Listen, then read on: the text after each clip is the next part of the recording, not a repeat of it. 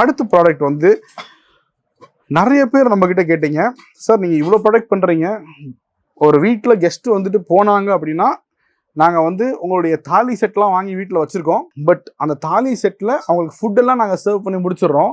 But கடைசியாக அவங்களுக்கு dessert கொடுக்கும்போது ஒரு குலாப் ஜாமுன் வித் ஐஸ்கிரீமோ இல்லை வந்து ஒரு கேரட் ஹல்வாவோ வாட் எவர் நாங்கள் டெசர்ட் கொடுக்கும்போது மட்டும் நாங்கள் வந்து இந்த உங்களுடைய சர்டிஃபைட் பிரான்ச் கலெக்ஷன்லேருந்து எங்களுக்கு இல்லாதனால அந்த செட்டு உடையிற மாதிரி தெரியுது. அப்படினாலேயே வந்து ஐஸ்கிரீம் பவுலில் ரெண்டு சைஸ் கொண்டு வந்திருக்கோம்.